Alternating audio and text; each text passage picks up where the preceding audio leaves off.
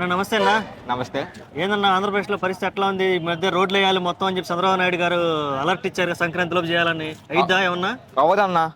ఏందన్నా ఆయన వార్నింగ్ ఇచ్చారు కదా? ఇచ్చారు కానీ పైన వాళ్ళు కరెక్ట్గా ఉంటారు కానీ కింద వాళ్ళు కరెక్టే లేరు. ఫస్ట్ ఆఫ్ ఆల్ ఎమ్మెల్యే గారు కానీ కోఆపరేటివ్ వాళ్ళు కానీ ఇదంతా కరెక్టే లేరు. కరెక్ట్గా ఉంటేనే కదా పైన.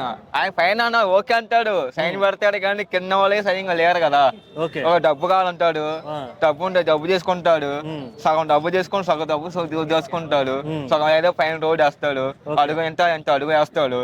ఈ అడుగు ఏం సరిపోద్దని. కూటమి ప్రభుత్వం వచ్చాక మార్పులు రాలేదంట. మార్పు రాదన్నా. జలుపు కోసం అంటే జలుపు పెద్ద పెద్ద బిల్డింగ్ కడతారు. ఏ ఒక మీద రోడ్డు కావాలి ఫస్ట్. ఎన్ని ప్రమాణాలు జరుగుతున్నాయి అసలు ఫస్ట్ దానికి? ఫస్ట్ ప్రమాణం జరిగేది ఇంపార్టెంట్. వెళ్ళే దానికి ప్రకారంగా వెళ్ళిద్ది. ఏ రోజు జరుగుతుంది కాబట్టి చెప్పలేము. ఏ రోజు జరిగితే చెప్పలేము. ప్రయాణం చేసే వాళ్ళందరికీ ఏం జరుగుతుందో తెలియదు. అలా ఉండే పొజిషన్. మరి ఇప్పుడు ఏదైతే చంద్రబాబు నాయుడు గారు ఇచ్చిన టార్గెట్ సంక్రాంతిలో పూర్తి అవుతుంటాం అవ్వదు అని చెప్పగలుగుతాను, గ్యారెంటీ ఇస్తా. చెప్పాలి అంటే రోడ్డు నేను ఒక సర్వే చేసిన అన్ని ఊర్లో ఏపీ మొత్తం అనంతపురం మొత్తం డిస్ట్రిక్ట్ మొత్తం దిగిన సర్వే చేసిన. ఏ సర్వే అంటే నేను కూడా కెమెరామ్యాన్, నేను కూడా ఒక యాంకరింగ్ ఛానల్ చేసిన కాబట్టి రోడ్డు ప్రకారంగా చూసా, అన్ని చూసి వచ్చిన. మళ్ళీ ఎక్కడి చంద్రబాబు గారు బస్ యాత్ర చేశాడు, గుర్తుందా? చేసినప్పుడు కూడా నేను అది చూసినా కూడా, ఆ రోడ్డు చూసినా కానీ అసలు ఏది కూడా లేదు. అసలు అంతా రోడ్డు మొత్తం ఫరాఫరా అయిపోయింది. మరి ఇప్పుడు వీళ్ళిద్దరికి ఎలా ఉంది అసలు విషయం? వీళ్ళిద్దరి మధ్య ఉన్న వైరం వచ్చే అవకాశం ఉందంట పవన్ కళ్యాణ్ గారికి, చంద్రబాబు నాయుడు గారికి? వీళ్ళ ట్రావెలింగ్ ఇలా కొనసాగే అవకాశం ఉందంట? అన్నా గుర్తుపెట్టుకున్నా, పవన్ కళ్యాణ్ గారి అయితే నాకు అలా నమ్మకం లేదు. పవన్ కళ్యాణ్ అయితే కొంచెం నమ్మకం ఉంది కానీ రాబోయే జరిగిన ఈసారి ఖచ్చితంగా అడిగితే మళ్ళీ గొడవ అయింది చూడండి. ఖచ్చితంగా పవన్ కళ్యాణ్ గారికి చంద్రబాబు గొడవ అయింది. చిన్న విషయాలు ఆఫీసుల విషయంలో కానీ సరిగ్గా వర్క్ చేయకపోతే పవన్ కళ్యాణ్ గారు కరెక్ట్గా ఉన్నాడు అనుకో, ఆడి కరెక్ట్గా ఉండి ఈ చంద్రబాబు కరెక్ట్ అయిపోతే వర్క్ గొడవలు అవుతాయి.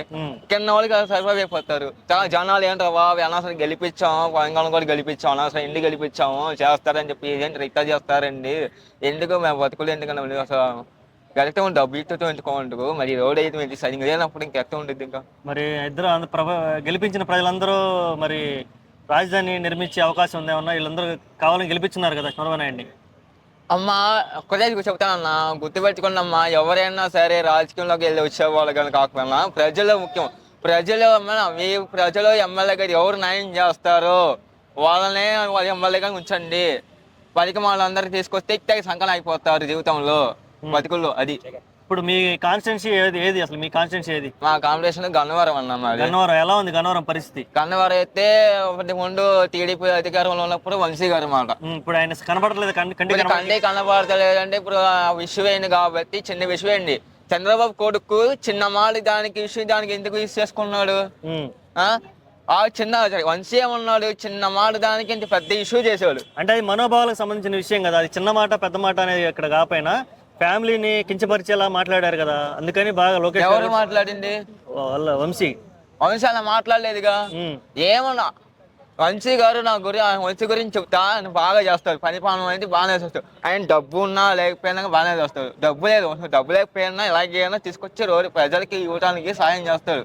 నేను కల్లారు చూసాను వంశీ గారిని. నేను ఎందుకు వంశీ దగ్గరికి ఎమ్మెల్యే ఒక్కనే ఫ్యామిలీ తీసుకుని అలా నేను ఒక్కనే ఫైల్ తీసుకుని పోయా అని నా పేషెంట్ ఇది, నా జాబ్ లేదు ఇది అని చెప్తే మన జాబ్ ఒక లెటర్ రాసి ఇచ్చి సంతకం పెట్టించి పంపించారు. దగ్గరుండి పంపించిన వాళ్ళు. ఎక్కడ మాది గన్నవరం ఎయిర్పోర్ట్ దగ్గరలో ఒక అమెజాన్ కంపెనీ ఉంది, సూపర్వైజర్గా ఇచ్చారు. అక్కడ చేసుకోకుండా వెళ్ళి చేసినా కూడా బాగానే ఉంది. ఎందుకు చేయరు వంశీ గారు? ఎందుకు చేయలేదు? టీడీపీ ఉన్నప్పుడు అధికారులు బాగానే చేస్తాడు. ప్రజలు ఓడించారు కదా. మరి ప్రజలు ఎందుకు ఓడించారంటే మరి అది ఎక్కడో చిన్న విషయం జరిగింది అక్కడ గన్నవరం విషయం దగ్గర. ఆయన వంశీ గారు బాగా చేస్తారు కాబట్టి ఆ ఓట్లు ఏదో విషయం మిస్సింగ్ అయ్యింది.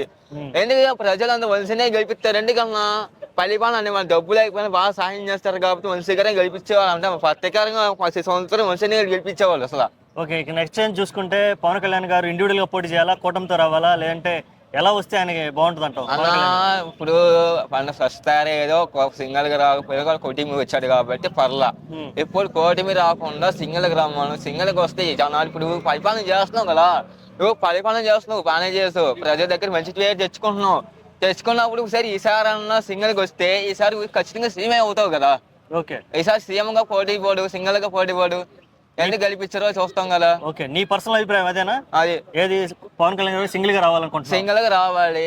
కానీ ఇప్పుడు జరగబోయే చెబుతా కదా, ఖచ్చితంగా లైఫ్ లో ఏదో ఒకసారి గొడవ అయ్యిద్ది. గొడవ అయినప్పుడు విడిపోతారు చూడండి, ఖచ్చితంగా విడిపోయి సొంతంగా మళ్ళీ కొత్తగా బయటికి పడతారు. మళ్ళీ ఓకే, మరి సపరేట్ అయ్యి మళ్ళీ సపరేట్ అయిపోయి మళ్ళీ ఈసారి ఈ పరిపాలన ఒకటి బాగా చేసినప్పుడు నెక్స్ట్ అది ఉంటాడు మోడీ ఉంటాడు కదా, ఈసారి మోడీ ఉంటాడు కూడా తెలియదు. ఆయన రిటైర్డ్ అయిపోయిన తర్వాత నెక్స్ట్ ఎవడు వస్తాడు పైన ఉన్నవాడు దిగు ఆడవాళ్ళ మళ్ళీ ఆయన చూసుకునేది, ఆడవాళ్ళ ఎత్తు ఉండదో తెలియదు. ఫస్ట్ ఆ పైన ఉన్న అధికారం చూసుకోవాలి ఫస్ట్. ఇప్పుడు నెక్స్ట్ జగన్ గారి పరిస్థితి ఏంది? ఇప్పుడు మామూలుగానే టీడీపీ వాళ్ళందరూ టార్గెట్ చేసి వైసీపీ వాళ్ళు అరెస్ట్ చేస్తున్నారు కదా, నెక్స్ట్ జగన్ గారిని ఏమైనా అరెస్ట్ చేసే అవకాశం ఉందంటావా? జగన్ గారి అరెస్ట్ చేసే అవకాశం లేదు.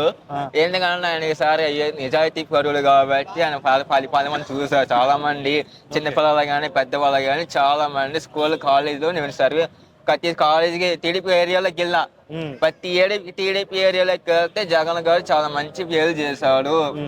మా మేలు చేయాలి, చదువుకున్న పిల్లలు మాత్రమే భవిష్యత్తు చేశాడని మాట వచ్చాడు.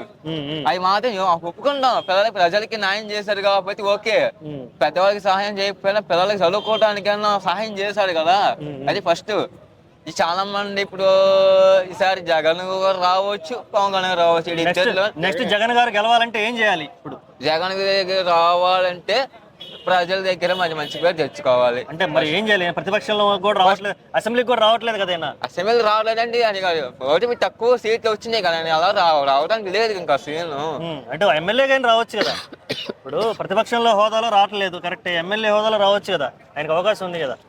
రావచ్చు కానీ ఒక పక్కనంటే ఆయన సింగిల్ గా ఉన్నాడు కాబట్టి వెనకాల ఎవరు లేరు. ఇప్పుడు ప్రస్తుతానికి ఒక రాంగ్ మాట్లాడినా సాక్ష్యాలు ఎవరు లేవు కదా. సాక్ష్యాలు ఉంటేనే కదా మాట్లాడి అసెన్స్ మీద వెళ్ళినప్పుడు సాక్ష్యాలు కావాలి కదా, సాక్ష్యాలు ఉంటేనే కదా అడుగు పెట్టేది లోపల. ఇప్పుడు జగన్ గారు పనికి మాలిన వాళ్ళందరినీ చేరదీసి ఆయన గొంతు ఆయన తవ్వుకున్నాడు అనేది ఒక వాదన ఉంది, దాని మీద అభిప్రాయం? అన్న పోయినసారి ఏం జరిగిందంటే రాజకీయంలో ఒకసారి ఏం జరిగిందంటే జగన్ గారు చేసిన మిస్టేక్ ఏంటంటే ఎమ్మెల్యే దగ్గర విషయంలోనే మిస్టేక్ చేశాడు. ఏంటంటే కొన ఏరియా ఉన్న ప్లేస్ పెట్టకుండా కొన చోట ఏరియాలు మార్చేసేసరికి కంప్లీట్ చేసేసాడు, జనాల్ని వేస్ట్ చేసేసాడు. మళ్ళీ కొత్తని తీసుకొచ్చాడు. కొత్తని తీసుకొచ్చిన తర్వాత ఇది అయితే ఇదే సరిగిపోయింది ఇలాగా మరి. అది ఇప్పుడు లాస్ట్ టైం ఎవరికి ఓటేసావు ఆంధ్రప్రదేశ్ లో? నేనైతే జగన్ ఫ్యానే కాబట్టి జగన్ వేసినాను. జగన్ వేసిన. ఓకే, ఎందుకంటే మళ్ళీ ఈసారి ఎందుకంటే మేము జగన్ ఎందుకు వేసామంటే వంశీగారి వారికి టీడీపీ ఉన్నాం కూడా టీడీపీకి వేసాం. ఇప్పుడు జగన్కి తరపున వచ్చాడు కాబట్టి జగన్ వంశీగారికి వేసుకున్నాం. అది ఆయన పరిపాలన చేశారు కాబట్టి ఆయన గెలిపించుకుంటాం కదా. ఓకే సరే, ఓటు ఎవరికి వేసినా గెలిచిన వాళ్ళు పనిచేయాలి కాబట్టి ఆంధ్రప్రదేశ్ లో ఎటువంటి మార్పులు రావాలని కోరుకుంటున్నావు నువ్వు? అన్న ఫస్ట్ ఆఫ్ ఆల్ అన్న చదువుకున్న వాళ్ళకి మాత్రం ఇబ్బంది పెట్టకూడదు. అది ఫస్ట్ ఆఫ్ ఆల్. ఇబ్బంది పెట్టకూడదు అంటే ఏ రకంగా ఇబ్బంది పెట్టకూడదు అనుకుంటున్నాను? ఏంటంటే చదువుకున్న వాళ్ళకి ఫీజు తక్కువ అంటే ఎక్కువ ఉండకూడదు. ఉచితంగా చదువు ఇప్పించాలి ప్రజలకి. ఎందుకంటే పేదవాళ్ళు చాలా మంది ఉన్నారు, ఏ డబ్బు కట్టుకుని చదువు సజెషన్ లేదు, బడ్జెట్ లేదు. వాళ్ళ కోసం ఏంటంటే చదువు ఉచితంగా చదువు అని ఇవ్వాలి కోరుకుంటున్నా. అలాగే రోడ్డు విషయంలో ఇంపార్టెంట్ ఏంటంటే రోడ్డు విషయం మాత్రం జాగ్రత్త సీరియస్ గా తీసుకోవాల్సింది రోడ్డు. ఎందుకంటే ప్రమాణం ఇప్పుడు జరిగిద్దో తెలియదు. ఆ గుంటలో ఉన్నాయి, చాలా పెద్ద పెద్ద గుంటలు ఉన్నాయి, ఏ దారి చేస్తే పడిపోయిద్దో తెలీదు. ప్రాణం పోతే తిరిగి వచ్చిద్దా రాదు కదా. అది ఉండే మెయిన్ పాయింట్ అంటే రోడ్డు. ఈ అడుగు ఏం సరిపోద్ది రోడ్డు చెప్పండి, రోడ్డు ఏం సరిపోద్ది? ఎక్కువ పడి పొడవు ఎక్కువ పెట్టుకుంటే ఎంత ప్రాబ్లం వచ్చేది కదా. ఇప్పుడు వర్షం పడుతుంది, వర్షం పడంగానే కొండ పడిపోద్ది మరి. అది ఓకే, అంటే యాక్చువల్గా మరి అసలు గత ప్రభుత్వంలో ఈ మాత్రం కూడా లేవు కదా. లేదన్న చూడండి, ఇప్పుడు అది కొట్టుకొని వస్తున్నారు.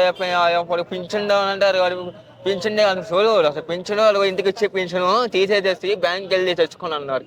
కొంతమంది బ్యాంకులు డబ్బులు బ్యాంక్ వసుకోలేదు. బ్యాంక్ వసుకోలేనప్పుడు డబ్బులు ఎలా వస్తాయి అని అసలు అది ఒక ప్రాబ్లం ఇష్యూ చేసేసాడు, దాన్ని పెద్ద ఇష్యూ చేసాడు. మళ్ళీ ప్రాణాలు పోయినాయి.